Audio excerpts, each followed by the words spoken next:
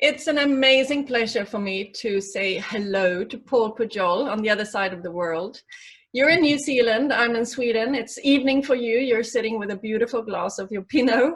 And here it's like early morning, and I'm still having my glass of Pinot in front of me because I just have to match your timing. That's right, perfect. Breakfast Pinot Noir. Cheers, Madeleine. Yeah, first a coffee, then a banana, and then a glass of Pinot. What could be better? So the reason why we're actually sitting here now is that you have your beautiful wine being launched in Sweden, actually in just a few days. And I think, because I'm so in love with New Zealand, and I am really in love with your wines, and I think that most people in our country, they probably don't know very much about your place and about your wine, and about the place within Central Otago where you're actually from.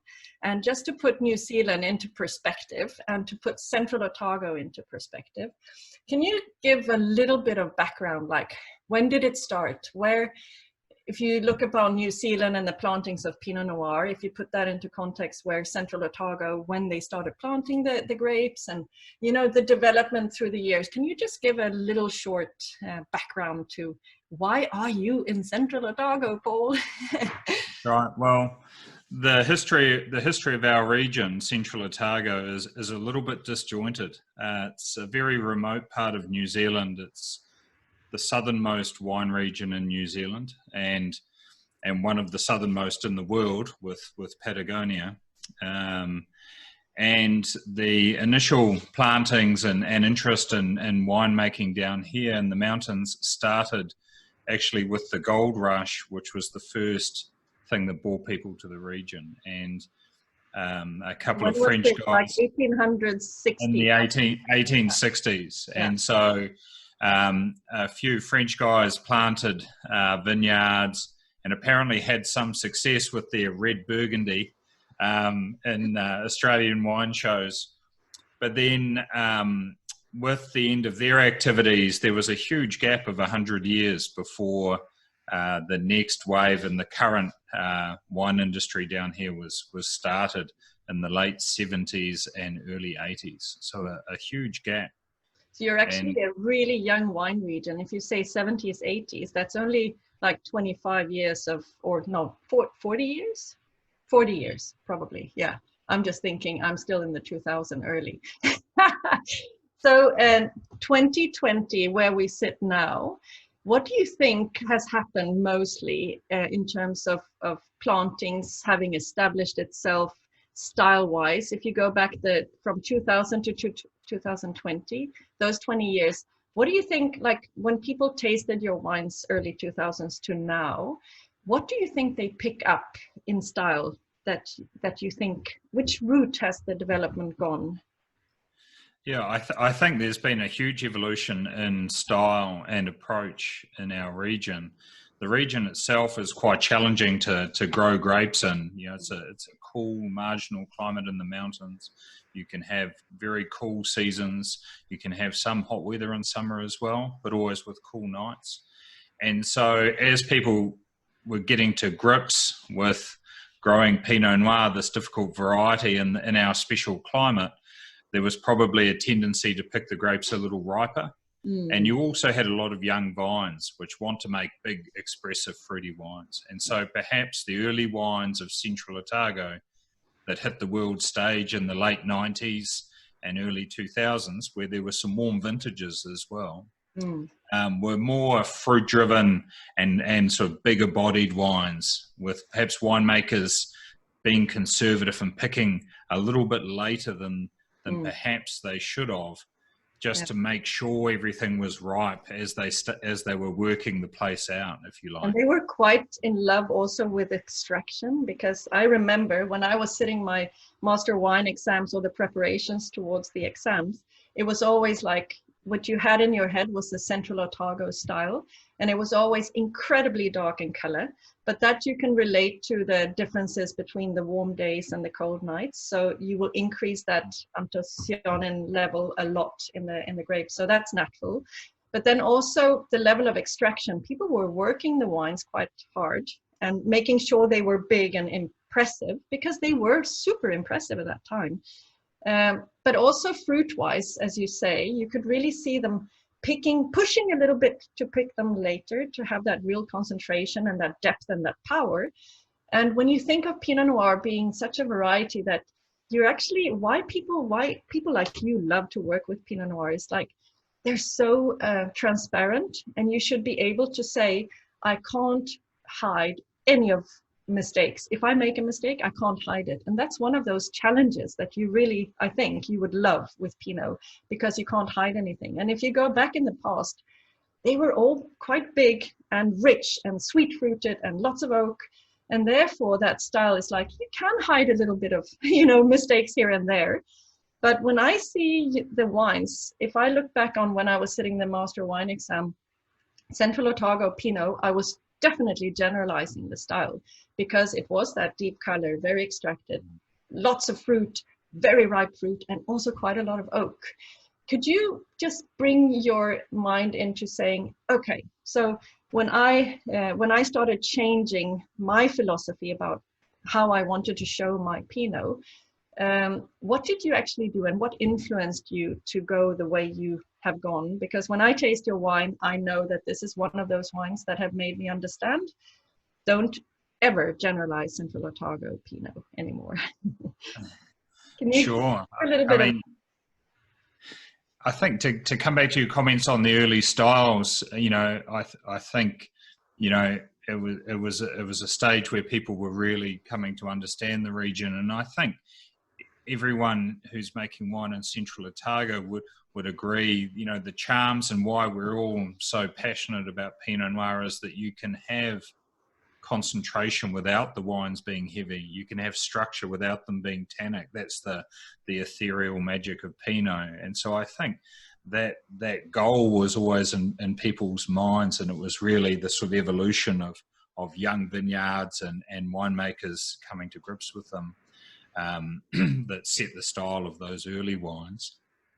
For me, I guess I had a few different influences and formative experiences. I was lucky enough, thanks to having a French father who got lost in New Zealand, the ability to work easily in France and spend a lot of time over there. That was really influential for me in a number of ways. What I saw there was very different to the New World in a number of ways.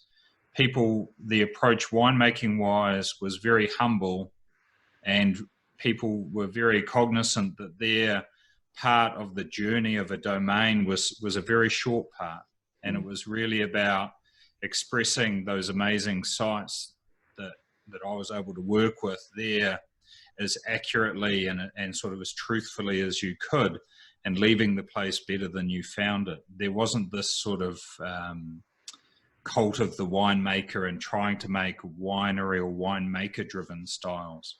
So it was about expressing these amazing pieces of land. And so that approach was really, really striking for me. And alongside that, I was able to I worked in Alsace and Sancerre, and also in Burgundy, and to see the micro adjustments people would make in their winemaking based on what the vineyard needed, not what they were trying to project onto a wine.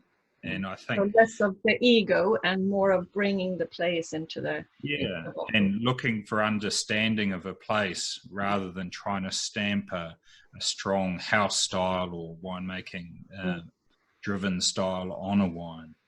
So if you go into your sub-region, which is Bendigo, and if you can say a few words about what makes that place really unique. Because if I think of walking through your vineyards, which I did 2 years ago, again, super happy to be able to understand how incredibly different and diverse these places are. And even if you're in Central Otago, which is tiny, as you say, it's like 2,000 meters between, a mountain of 2,000 meters in between one of the sub-regions going into Bendigo. But when you walk through your vineyard, it's like you can really, really see the mountain coming through the vineyard. So it's like you don't have a lot of topsoil, and you can really see how your vines are really, really working hard through that incredible base of the soil. Can you talk a little bit about that vineyard, of the home vineyard, and also the differences between the different wines you make? But they're incredibly diverse. I remember that Rocky Point vineyard and home vineyard is like 2 kilometers apart only, and it's hugely different. And that's also one of those things when you think of New Zealand Pinot or Central Otago Pinot, it's like, it's very similar. It's like 2 kilometers apart, and they're like night and absolute day. Absolutely, and I think that's part of the story of Central Otago, is this amazing diversity in such a small area. Because although the 6 subregions aren't all that far apart distance-wise, I think the longest drive is about 1 hour. Like you say, you can have 2,000 meters of mountain in between 2 subregions, and so the climates are going to be very different. There's no way those wines could taste the same from the different areas. And even within one small subregion like ours in Bendigo, you have enormous variation. So both of our vineyards, high elevated slopes way up off the valley floor where most of the vineyards are. So they've probably got a little bit more in common with a cooler subregion like Gibbston than they do with some of their neighbours in the same subregion. So the home vineyard sits on a high elevated terrace that was carved out by a glacier 650,000 years ago. And so the parent material of our region is schist rock, this metamorphic rock that's been driven up from the Earth's crust and formed the Southern Alps of New Zealand.